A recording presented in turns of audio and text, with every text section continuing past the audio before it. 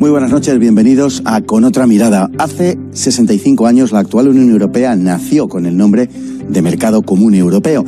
Y nació con ese nombre porque ese era su cometido, el de ser un mercado común.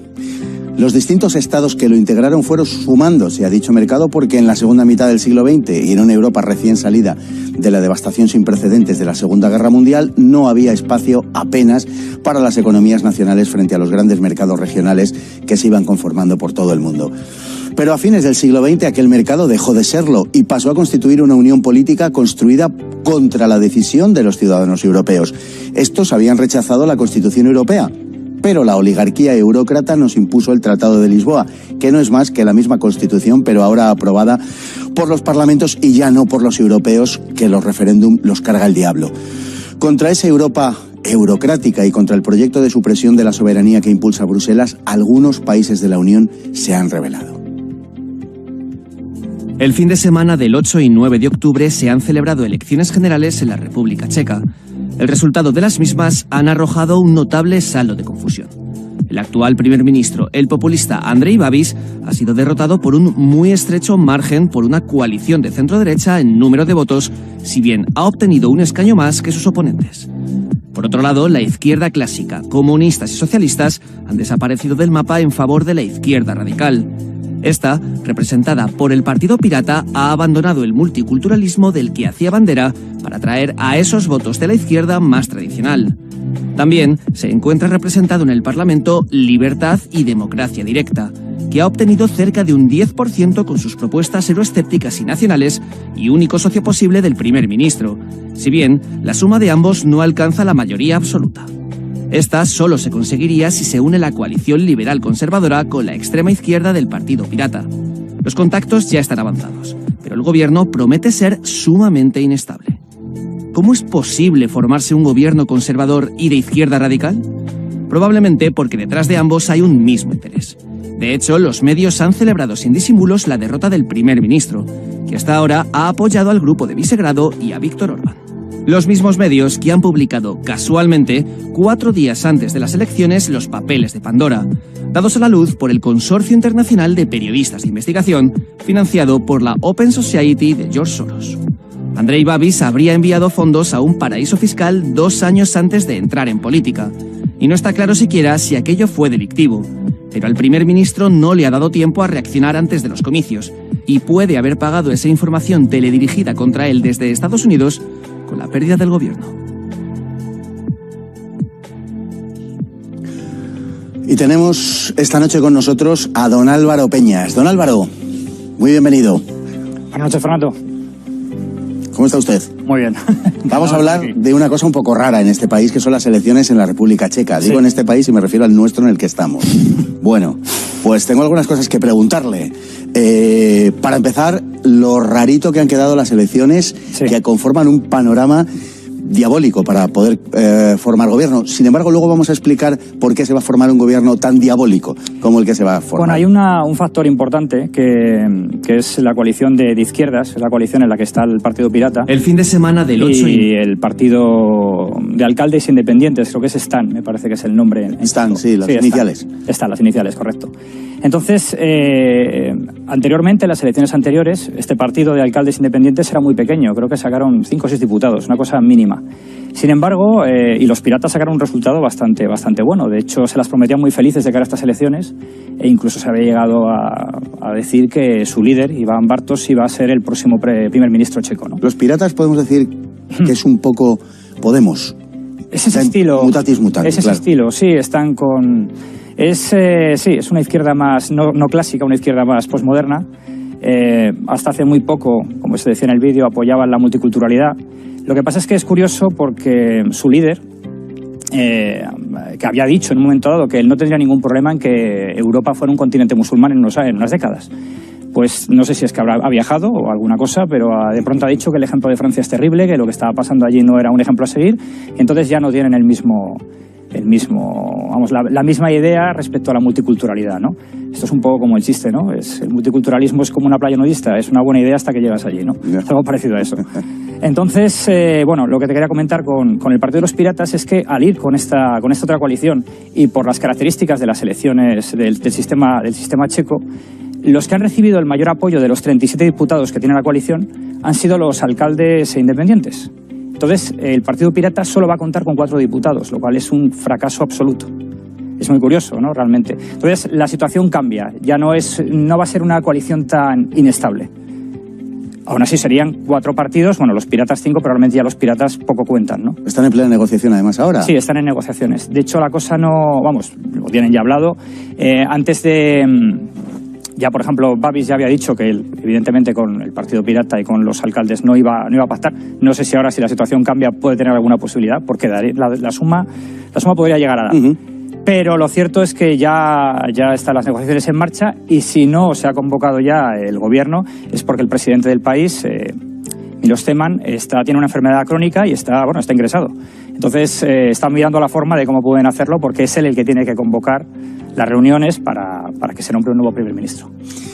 Babis es un tipo peculiar, sí. Un tipo característico quizá, bueno, al menos hasta cierto punto de nuestra época, se le podría definir como un pequeño Donald Trump. Sí, de hecho le llamaban el Donald Trump de la República Checa. Era el segundo hombre más rico del país y bueno, y es que es un populista. La verdad es que su partido, él entra en política uniéndose a ANO 2011, que es la Alianza o Acción de Ciudadanos Descontentos. Cuando entra, bueno, logran tener un buen resultado electoral y él del año 2014 a 2017 es viceprimer ministro, y es también el ministro de Finanzas. Y su trayectoria durante este tiempo está marcada continuamente por la polémica, igual que cuando ha sido primer ministro. Ha tenido, bueno, se le ha acusado de ser agente de la antigua policía de la República de Checoslovaquia, de la policía comunista. Se le acusa también de ser agente de Putin, aunque condenó la invasión de Crimea, ¿no? La misión de Crimea. Esto empieza a ser un clásico ya. Sí, sí, es un clásico. Y bueno, lo cierto es que ha tenido actuaciones bastante controvertidas. También ha sido muy atacado por los medios, sobre todo a raíz de su amistad con Víctor Orbán, ¿no? Pero, por ejemplo, respecto a su forma de pensar, por ejemplo, cuando él llega al gobierno en 2017, son el partido más votado, tendría, bueno, en aquel momento 6 diputados más que ahora, 78, en minoría. Pero consigue el apoyo del Partido Socialdemócrata, que ahora se ha quedado fuera, y en un momento dado, cuando hay una crisis, recibe incluso el apoyo de los comunistas. También se le ofrece el partido, vamos a llamarlo así, más de derecha nacional, que sería el SPD, pero sigue gobernando en minoría, no acepta a nadie en el gobierno y gobierna en minoría. Y bueno, su forma de pensar, él hizo un libro hace 2 meses. Se llama Compártelo antes de que lo prohíban. No es el primero que saca, ha sacado alguno más. Un ebook un libro electrónico para repartir gratuitamente, ¿no?, a sus electores. Entonces, ese libro, con un grupo de Centro Europa con el que trabajo, son polacos y alemanes, pues hicimos una traducción al inglés y yo supervisé una traducción al español. Entonces, conozco bien un poco la forma de pensar, hasta cierto punto, de Babis. Y es realmente muy populista, es decir, el libro, la mitad, es hablando de personas a las que ha conocido, aplica medidas sociales, una visión muy empresarial de la política también, muy dedicada al fomento de la industria checa. Y bueno, es realmente curioso. Y lo cierto es que era muy popular, o sea, ha tenido bastante éxito. La izquierda tradicional, clásica, es un poco un oxímoron de izquierda y tradicional, pero realmente existe hoy, lo cual es una de las paradojas de nuestro tiempo. Sí. La izquierda tradicional, la izquierda clásica, el Partido Socialista, el Partido Comunista han quedado por debajo del 5%, por tanto no tienen representación parlamentaria, y en cambio ese partidillo de los piratas pues ha conseguido un resultado, digamos, aceptable. Es un síntoma de nuestro tiempo. Esa izquierda clásica está desapareciendo realmente en toda Europa. Claro. Y en cambio está surgiendo una izquierda que se identifica, realmente es una izquierda no contra el sistema, sino una izquierda del sistema. Es una izquierda que refuerza el sistema, la izquierda posmoderna de la que hablábamos. Correcto, pero la clásica ha desaparecido. Claro, es que además hay que tener en cuenta que, pues por ejemplo, quizá les haya pasado factura ante sus votantes el haber apoyado a Babis. Puede que sea la razón.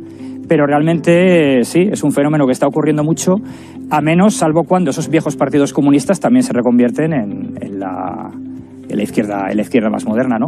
Por ejemplo, en Polonia, los viejos comunistas ahora están en el apoyo al Partido Popular Europeo y a la Unión Europea.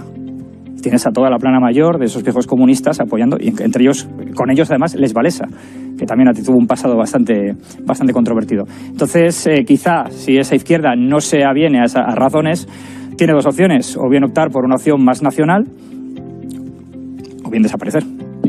Bueno, citaba precisamente a Lech Wałęsa, que es, fue el líder del Sindicato Solidaridad. Sindicato Solidaridad que estuvo... Tengo que pedir perdón por citarlo, porque entonces entramos ya en las páginas negras de la conspiranoia, pero estuvo financiado por George Soros. Cierto, sí. También Václav Havel, el checo, estuvo también financiado por George Soros, que parece que tiene unas ciertas fijaciones, él más que nosotros incluso. Y lo digo porque, claro, hablábamos de que el Partido Comunista ha sido, está en este momento donde está, y que Lech Wałęsa está muy cerca de las mismas posturas con respecto a la Unión Europea, de lo que hoy los viejos comunistas polacos mantienen. Soros tiene mucho que ver con los resultados, al parecer, que han ocurrido en la República Checa, y con la merma de Babiš en estas elecciones, con la pérdida, por lo menos porcentual, porque no en escaños, pero sí la pérdida porcentual de Babiš de cara, en estas elecciones, ¿no? La pregunta sería, dada la amistad de Babiš con Orbán, ¿podemos considerar que Babiš es un daño colateral de la guerra que tienen Orbán y Soros? Desde luego lo parece. Por ejemplo, en su libro, Babiš habla, se llena de orgullo de decir que Orbán es su amigo. Tiene la misma opinión con respecto a no aceptar cupos de refugiados. Tiene la misma opinión respecto a las fronteras. Las fronteras tienen que ser seguras. De hecho, habla de los atentados terroristas. Hace una enumeración de atentados terroristas. Habla incluso de 2 víctimas checas en diferentes atentados. Incluso habla de una violación por una persona porque no hay control fronterizo y pues esa persona llegó hasta la República Checa y violó una chica, ¿no? Entonces, claro, además tiene esa admiración por Orbán que ha hecho mucha gala de ella. Hace muy poco, a finales de septiembre, estuvo en Hungría, estuvieron visitando también la frontera, y en otras, también es admirador de la política demográfica húngara. De hecho, en su libro hablaba de seguir el modelo húngaro. Y otro punto con el que se pelearía con las ideas globalistas que se defienden desde Bruselas es que está completamente en contra de la histeria climática. De hecho, él define a los grupos estilo los que promueve Greta Thunberg y compañía como ecoterroristas. Entonces, desde luego, cuando llegan las elecciones, a 4 días, es cuando estalla el escándalo, él va el primero a las encuestas. Le dan un poco menos que las de hace 4 años, 2017, le daban un 28 y pico, había llegado al 29, pero era el líder más valorado y popular dentro de la República Checa. Es la información de Pandora. Eso es, que no solamente hablan de él, hablan de una serie de personajes, algunos muy conocidos. Está Tony Blair, está el presidente Aliyev, el presidente de jefe de Estado de Azerbaiyán, o está el rey de Jordania. Lo que le acusan es que antes de entrar en política, porque estamos hablando de hace 12 años, él habría cogido dinero, lo habría transferido a un paraíso fiscal y habría comprado ciertas propiedades en el sur de Francia, entre ellas un castillo. Entonces, claro, eso habría que ver hasta qué punto es un delito o no, pero lo cierto es que ha sido, le ha venido a la oposición, como nos podemos imaginar, le ha venido de perlas. También, además, la prensa, que ya lo tenían como un aliado de Orbán, por tanto, un objetivo a batir, ha hecho una campaña descomunal en su contra. Había un diario danés, por ejemplo, sacaba una foto de Orbán y de Babiš juntos, y lo que el titular era gran evasión fiscal, jefes de Estado esconden dinero en paraísos fiscales. Orbán y... la foto Orbán y Babiš, ¿no? O sea, con toda la mala intención, porque a Orbán también le van a atacar por ahí. Es cierto que en su día Babiš, ya en el 2017, tuvo una acusación de corrupción. En el principio se le estuvo investigando, era el parlamentario, tenía inmunidad, pero se le retiró. Pero en 2018, el Parlamento en enero votó a favor de que se le mantuviera la inmunidad, y entonces la acusación se quedó en nada. Pero bueno, esto, claro, es que cambia las elecciones. Estamos hablando de que a 4 días vas por delante, pasa esto y al final pierdes. ¿Y de dónde sale la información de Pandora? Pues periodísticamente hablando. A ver, el grupo Pandora, el consorcio internacional, ¿no?, de periodistas de investigación, está en Estados Unidos, y esto es, se puede comprobar entrando en su página. Solamente hay que ver quiénes lo financian. Tenemos a la Open Society Foundation, por supuesto, a la Fundación Ford, tenemos también la Fundación de la familia Rockefeller, tenemos a Microsoft, o sea que tenemos a toda la banda, ¿no? A toda la banda al completo financiando. Y bueno, este grupo ya hace tiempo también sacó en 2017 los Panama Papers también, acusando también de corrupción, que por cierto ahí mencionaron a George Soros. Lo que pasa es que como la misma página reconoce, Soros dijo que no quería hablar del tema, y claro, nadie le va a hacer una campaña en contra a George Soros diciendo, este señor es un corrupto. Hoy mismo, no sé si habrás visto el titular, creo que es en La Vanguardia, George Soros, el filántropo multimillonario que ha dedicado su fortuna a combatir el autoritarismo. Sí. Es decir, entonces, claro, pero claro, no es lo mismo cuando viene con un personaje, pues lo mismo, no creo que haya una campaña contra Tony Blair o contra el rey de Jordania, pero Babiš ha sido el gran perjudicado de toda esta historia. Retomando esa idea de que es el Tony Blair de la República Checa, perdón, Tony Blair, sí, pido disculpas en posición genuflexa, quería decir el Donald Trump, sí, de la República Checa. También se le ha acusado a Babiš, al primer ministro todavía, de ser un personaje meramente populista en el sentido de que no tendría ideología, al igual que se ha dicho de Donald Trump, sino que lo habría ido adquiriendo, podemos decir, con el tiempo para ocupar un nicho político determinado, ¿no? Y que habría sido el abanderado de determinadas posturas euroescépticas y, en fin, tendentes al enfrentamiento con la Unión Europea, porque eso le vendría bien políticamente, como se ha acusado a Trump de enfrentarse a la élite política y social de Estados Unidos, ¿no? Y en ese sentido también podríamos ver algún tipo, por lo menos en cuanto a la acusación de estar desideologizado. Sí, vamos a ver, su partido, Alianza de Acción de Ciudadanos Descontentos, pues ya nos está indicando que es simplemente gente que está harto del establishment, que está harto de los partidos políticos de siempre. Es decir, es un fenómeno que aquí lo hemos visto en Ciudadanos y en Podemos. Incluso en Vox también hay algo de eso, aunque Vox sí tiene una carga ideológica muy fuerte y Podemos también. Pero bueno, es cierto que es algo parecido, quizá tirando más bien hacia Ciudadanos, ¿no? Pero es cierto que a raíz de llegar a mandato como primer ministro, él sí empieza, quizá por la cercanía, la proximidad, ¿no? El grupo de Visegrado, y por la fuerza que tiene la figura de Orbán, él toma a Orbán como modelo. Y yo creo que esa es la clave para entender lo que ha sucedido. Si no, pues podría ser un personaje atípico. Es verdad que la política checa es bastante peculiar. Entonces, bueno, no sería algo quizá tan raro. Pero claro, en el momento que se alinea con Orbán, la cosa cambia. Pero sí, yo creo que él ha cogido poco a poco una carga ideológica, sobre todo eso, una cuestión de defensa de su territorio. Además es algo que en la República Checa ha sido bien recibido. Vamos a ver si el nuevo gobierno va a cambiar eso o no, pero no creo que desde luego la población tenga ninguna intención de que se abran las fronteras ni empiezan a aceptar cupos de refugiados, como ha pasado como en Alemania, por ejemplo.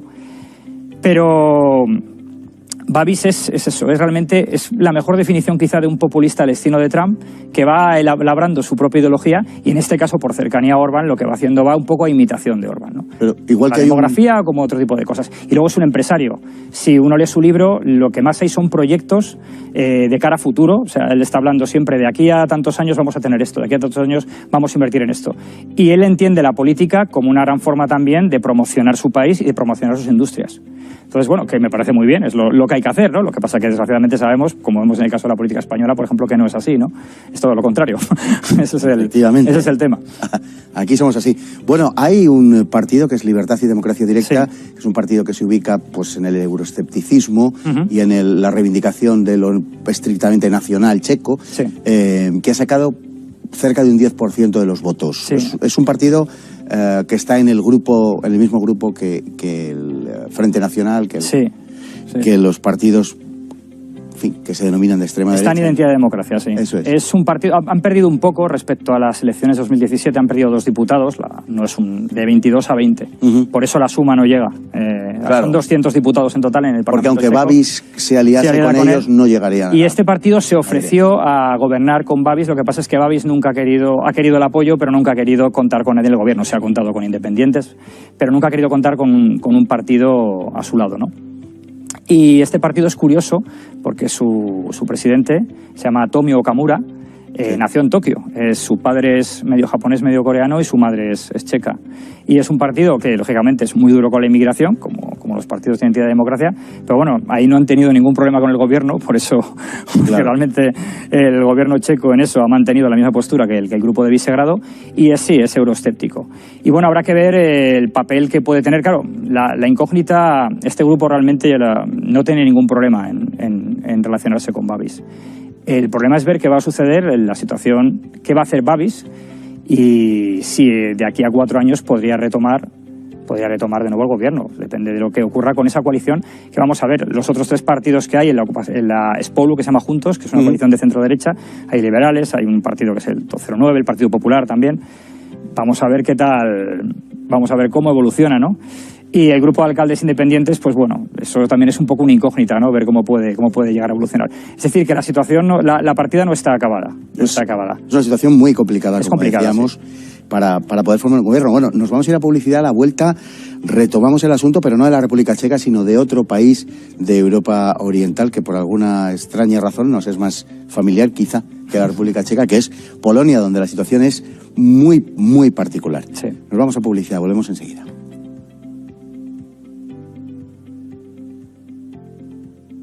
Libertad y democracia.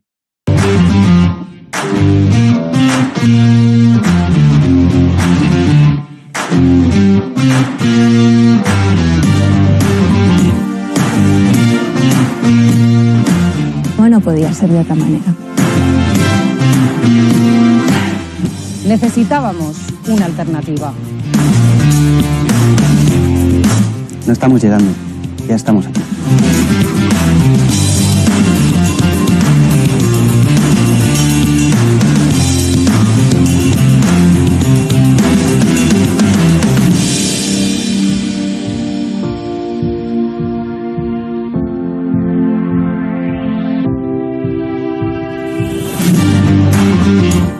Arrancamos desde la mañana con pasión por la información. Con conexiones en directo nacionales e internacionales. Y aquí está la alternativa, la televisión que todos esperábamos.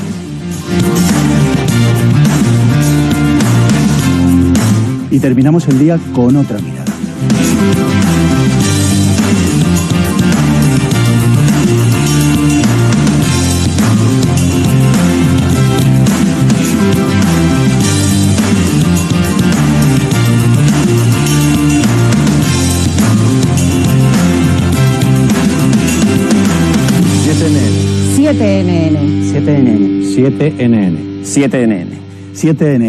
CNN, noticias 24 horas.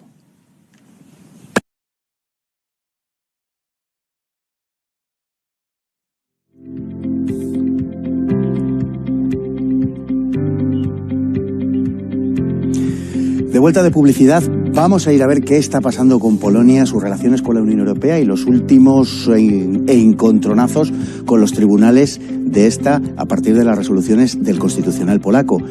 Parece un poco lioso, lo es, pero vamos a verlo. El 1 de mayo de 2004, Polonia entró como miembro de pleno derecho en la Unión Europea.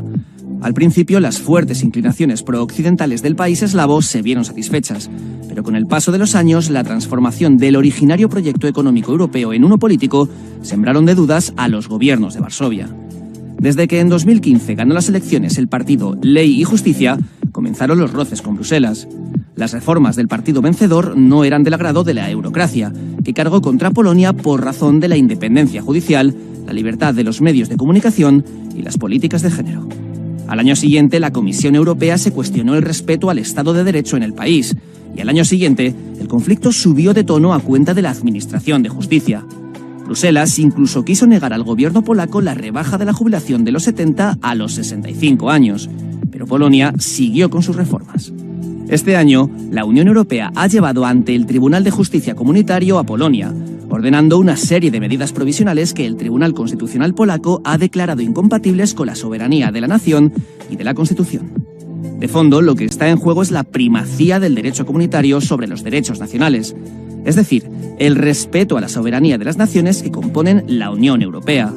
Como quiera que los tratados de la Unión no prevén la expulsión de sus miembros, lo que Bruselas puede hacer es imponer sanciones como la suspensión, si bien esta requiere de una unanimidad imposible por cuanto Hungría no secundaría la medida. Casi 60.000 millones de euros están pendientes de la decisión de la Unión Europea, pero como quiera que sea, Varsovia no está dispuesta a renunciar a su soberanía.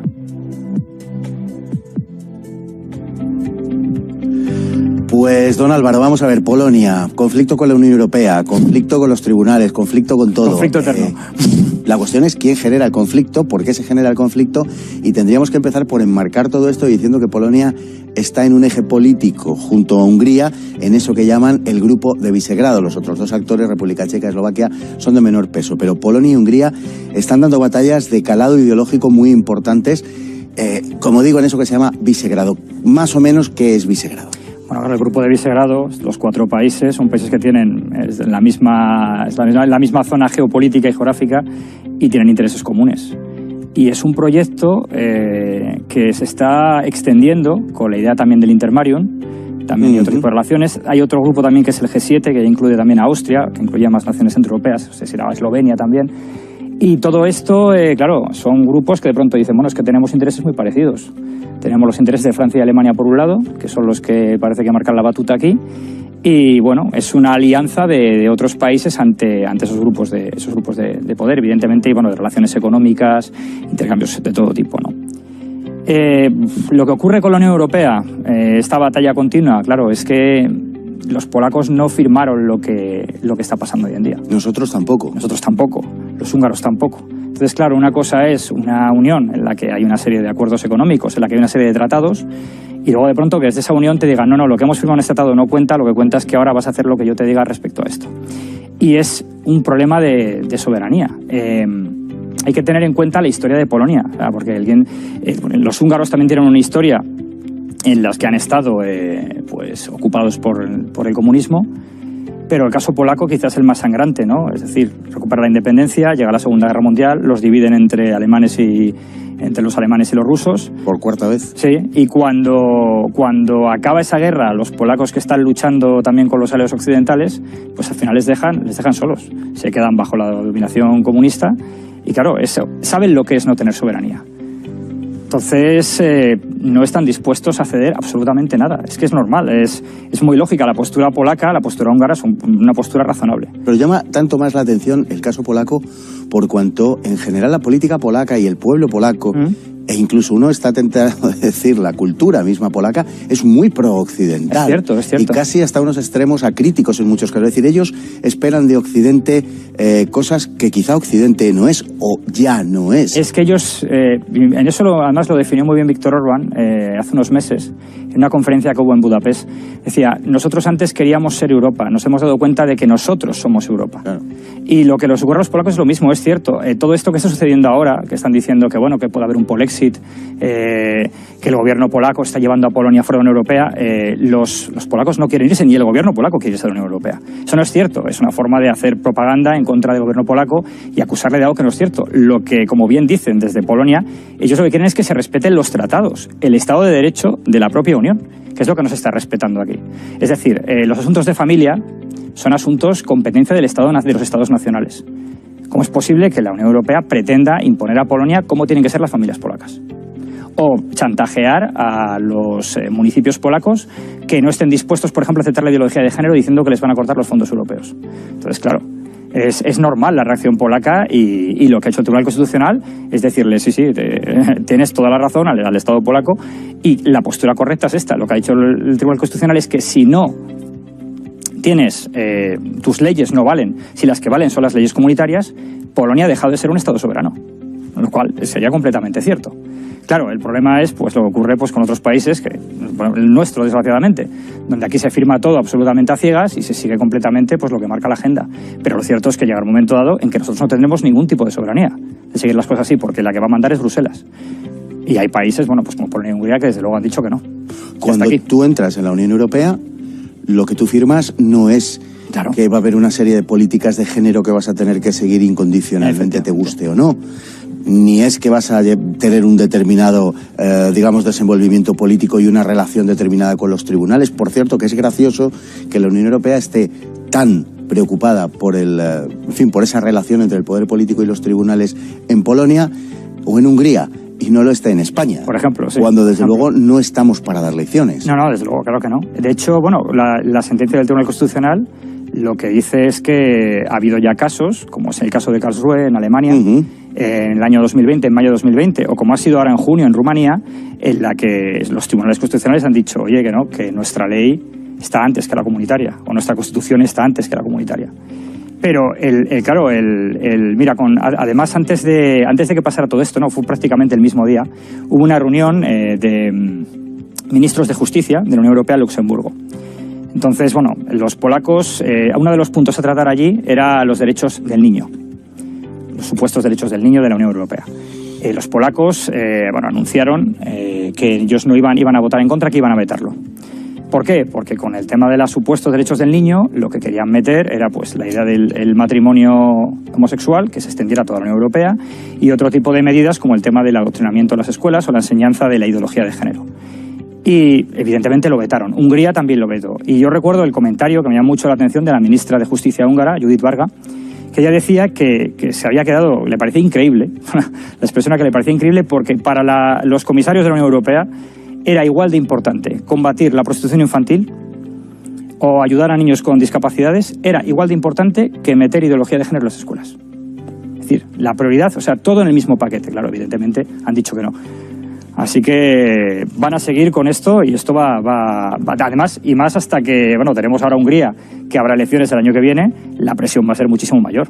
Sí. Porque el objetivo va a ser, evidentemente, intentar derrocar a Orbán. Pero lo han convertido, la Unión Europea, no en un proyecto político ya solamente, lo cual no estaba contemplado originariamente, sino en un proyecto ideológico. Es decir, que te amenazan con retirada de fondos porque haya municipios polacos que digan que son libres de los grupos de presión LGBT. Sí, eso sabes que se manipuló un poco, sí, no fue realmente como no tal. Fue así, no fue lo han hecho de una manera que lo que parece es que, que una persona LGBT no puede estar allí. Perseguida, eso es. Lo cual no sucede. No es así, efectivamente. De hecho, es mucho más seguro Polonia-Hungría que la mayoría de Europa Occidental. Bueno, la mayoría no, que toda Europa Occidental. En todos los aspectos. En todos los aspectos.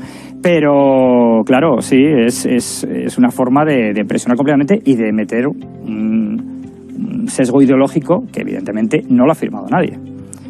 Y es cumplir una agenda. Si es que hay que repetirlo muchas veces, pero todo esto es cumplir una agenda que se llama Agenda 2030. Así es, en eso estamos. Y, en fin, la decisión con la que la Unión Europea implementa este tipo de acuerdos, esta agenda en este caso, que han decidido ellos,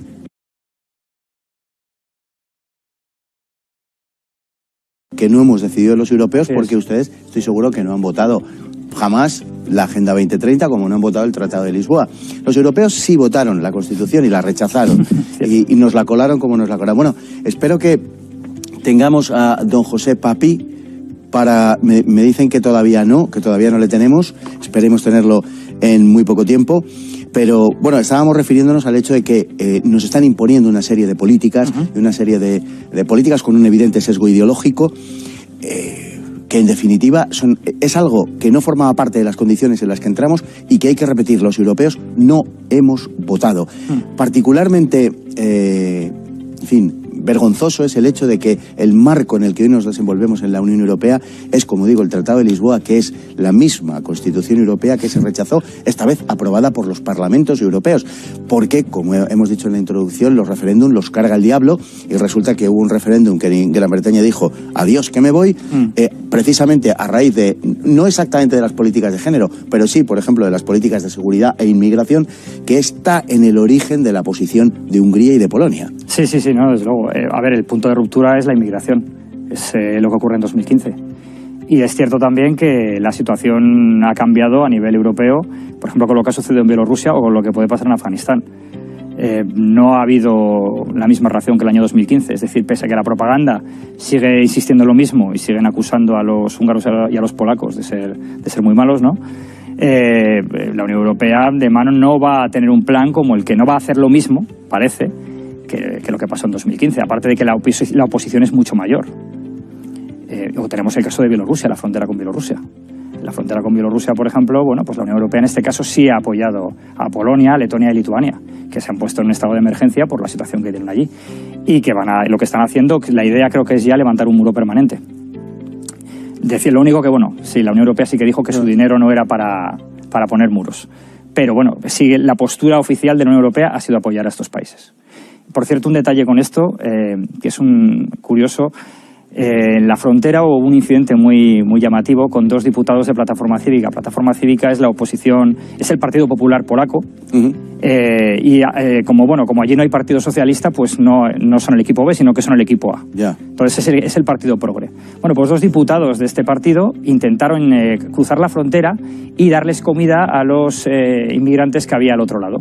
Entonces, hay unas escenas realmente ridículas, además muy seguidas por la prensa, de los diputados corriendo, intentando esquivar a los guardias fronterizas polacos para llevarles bolsas de comida a los inmigrantes. Una cosa completamente demencial. Una cosa absurda, sí, pero bueno, es curioso, pero es bueno recalcarlo porque a veces cuando la gente habla de Polonia dice, bueno, pero no hay izquierda. No, pero es que la izquierda está bien representada por el Partido Popular. Que tiene en común algo más que las siglas y el nombre con el de aquí, ¿o? Sí, no, tiene mucho que ver. De hecho, Rafał Trzaskowski, que es el alcalde de Varsovia, todas las declaraciones en contra de la enseñanza o del adoctrinamiento LGBT de los municipios polacos empiezan porque él hace una declaración en Varsovia diciendo que, bueno, que hay que hacer discriminación positiva, vamos, una línea completamente progresista. Y la reacción de muchísimos municipios polacos es decir, bueno, pues aquí no vamos a permitir eso, no vamos a permitir este tipo de ideología. No están hablando de personas, están hablando de ideología. Y recuerdo que cuando las elecciones las últimas que hubo, bueno, no recuerdo exactamente el año, pero recuerdo el apoyo de Almeida, hablando a favor de su amigo, el alcalde de Varsovia. Es decir, está Donald Tusk, que ahora es el que quiere ser el nuevo presidente otra vez del país, ¿no? Que ha dejado Europa para volver a la política polaca. Y bueno, están de la mano con el Partido Popular Español, por supuesto. Eso hay que tenerlo siempre muy claro, que cuando no hay un partido socialdemócrata, es el Partido Popular de turno el que hace el papel de Partido Socialdemócrata. Es muy importante tenerlo claro, y en Polonia es así, porque en Polonia luego tienes una coalición de izquierdas pero que no es el 12% de los votos. O sea, el progresismo lo representa el Partido Popular polaco, en esta plataforma cívica. Lo bueno de que vayan de la mano de Almeida es que a lo mejor también el alcalde de Varsovia promete que se acabó Varsovia Central para siempre. En fin, ya sabemos lo que pasa luego. Lo que pasaría después, sí. Efectivamente. Bueno, aquí lo que se está escenificando es un choque entre las dos jurisdicciones, podemos decir. De un lado la comunitaria y de otro la jurisdicción nacional. Lo que ha sucedido es que por explicarlo muy rápidamente, que el Tribunal Constitucional polaco ha fallado que las leyes nacionales están por encima de las leyes comunitarias. La Constitución está por encima. La Constitución está por encima y, por tanto, la soberanía polaca está por encima de la comunitaria.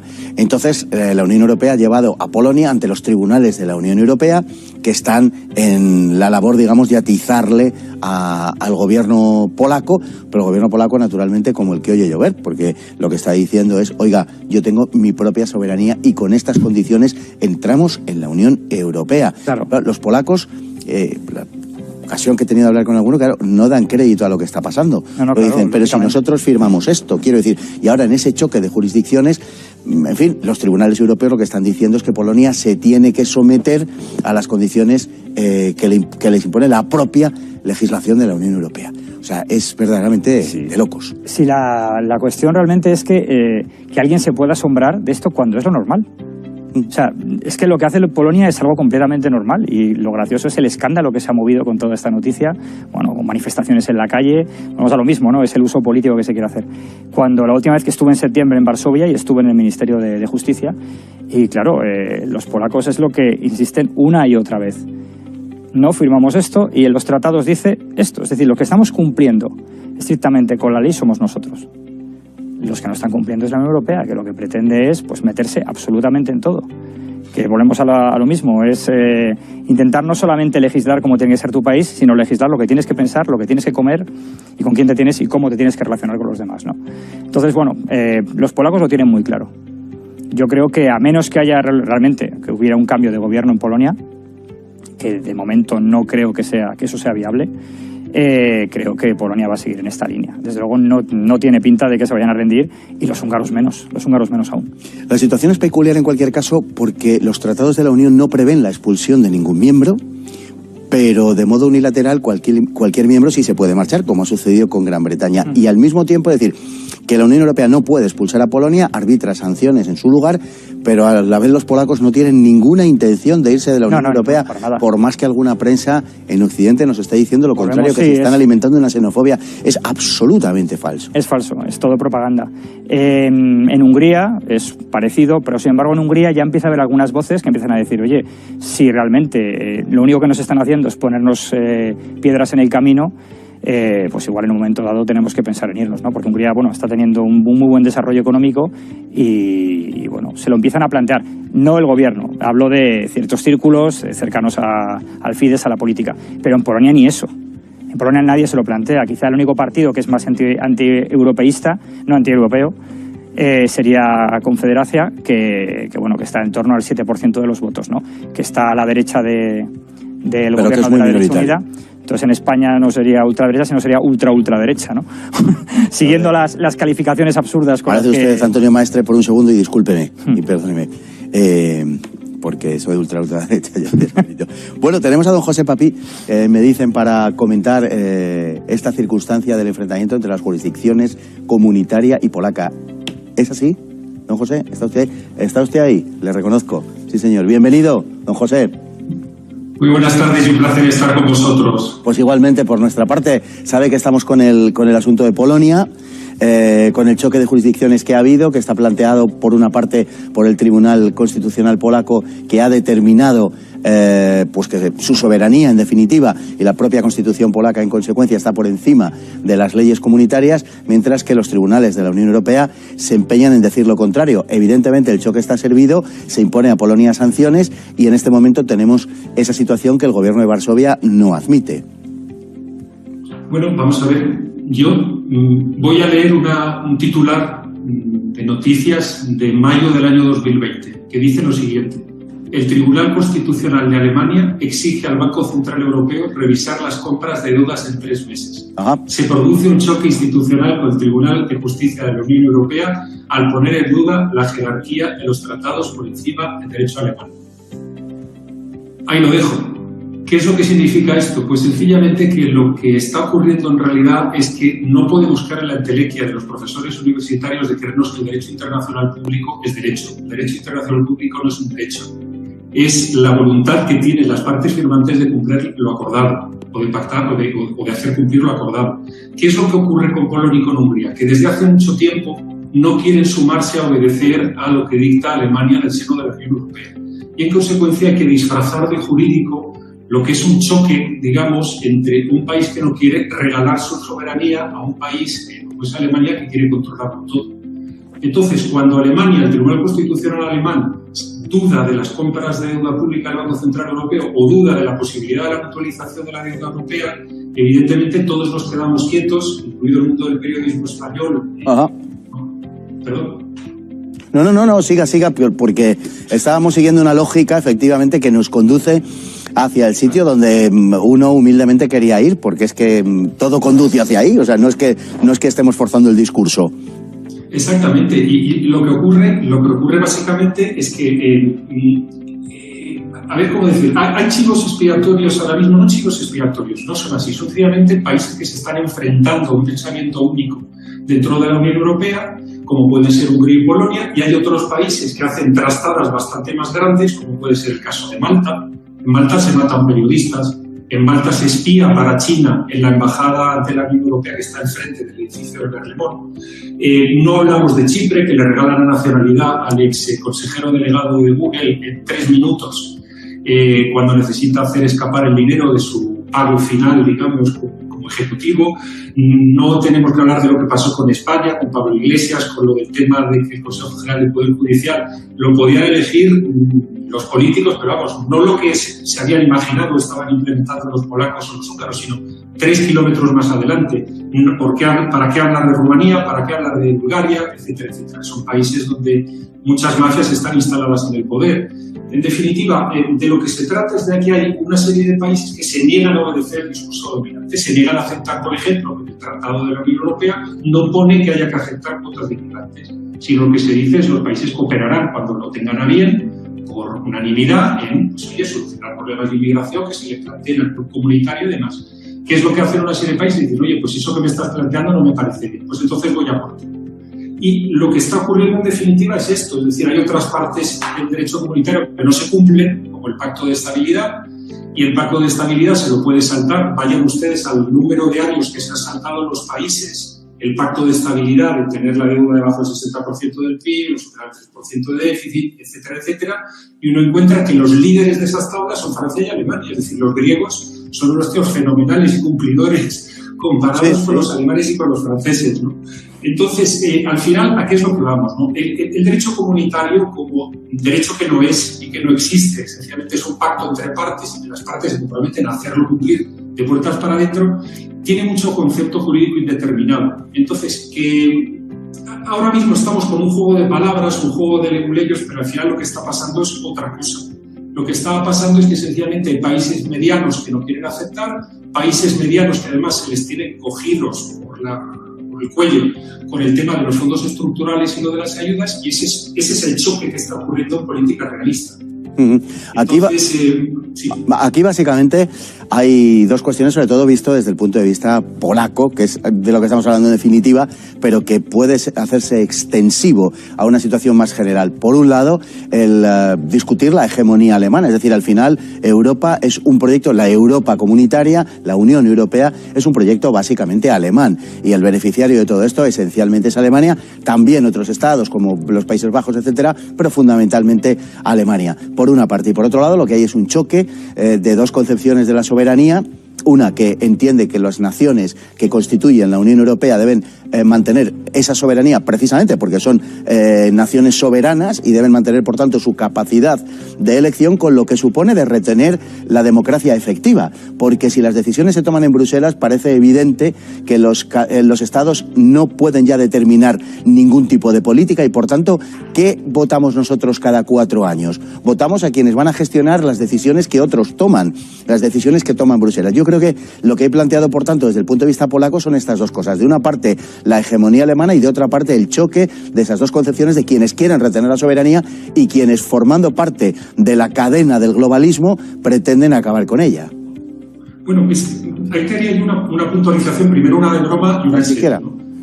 La puntualización de broma es que lo peor de todo es que la Unión Europea es una máquina gestionada por alemanes con las formas francesas. Efectivamente. Con lo cual se junta lo peor de dos mundos, ¿no? Sí, sí. Pero ese es el comentario de broma, ¿no? Que era nada más hacerte un poco de WhatsApp, ¿no? Pero yendo al fondo de lo que estabas comentando, que es mucho más importante, vamos a ver, el tema es que, curiosamente, Alemania sí está defendiendo desde la perspectiva de escuela realista, de política realista, sus intereses. Lo que pasa es que tiene un instrumento que otros países no tenemos. Es decir, ellos cuando abren la boca dicen la Unión Europea quiere. Y entonces ellos al abrir la boca deberían decir Alemania quiere. Sin embargo, ellos están legitimados, digamos, para decir la Unión Europea quiere, y luego hay un montón de países que reciben, bien por la compra de deuda pública, como nos pasa a nosotros, o los fondos estructurales, que dicen sí, Juana, le obedece usted. Entonces, lo que es importante subrayar es que a veces los globalistas no se creen el propio globalismo, ¿no? Ellos sencillamente utilizan el globalismo como un instrumento, digamos, para sus intereses. Y Alemania, claro, está en una posición privilegiada porque puede hablar por sí sola o abrir la boca y decir que es la Unión Europea. Entonces, no hay más que irse, por ejemplo, a las conclusiones que se suelen hacer en las cumbres franco-alemanas. Yo hace años que para seguir la evolución, digamos, de la política europea ya no voy a Bruselas. Lo que hago es que cojo las conclusiones de esa cumbre franco-alemana y todo lo que haya acordado entre los dos países son las regulaciones, las directivas, los reglamentos, todo lo que va a acabar saliendo en los próximos 3-4 años.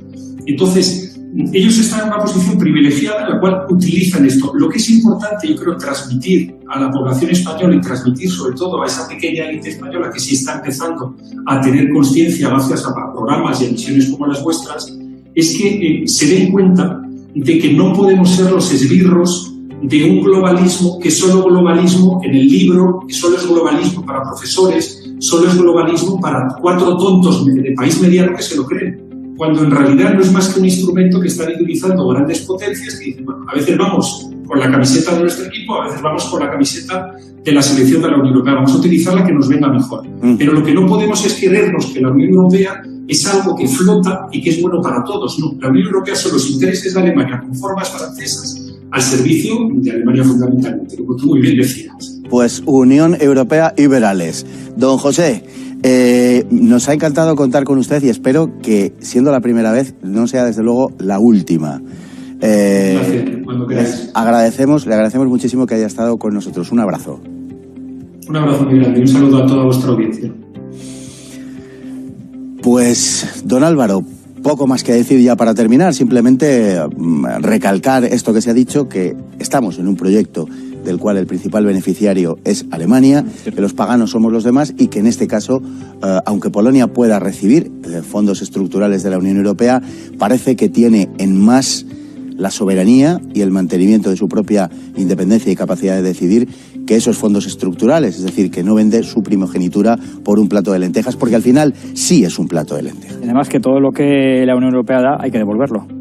Que esto parece, hay gente que habla de la Unión Europea como si fuera un grupo de personas, de filántropos, antes que hemos hablado de filántropos que dan dinero por la cara bonita que tiene cada país, ¿no? Y eso no es así. Todo el dinero que recibes de la Unión Europea tiene un precio y tiene un coste. Pero la cuestión es ver si ese coste es asumible o no, y si merece la pena pagar ese coste. Pues don Álvaro, muchísimas gracias por haber estado hoy con nosotros, con usted, a buen seguro contaremos. Ha sido un verdadero placer. Para mí también. Y a todos ustedes, pues qué decirles, que les agradecemos enormemente que estén ahí noche tras noche y que volveremos, Dios mediante, el próximo día. Que ustedes lo pasen bien.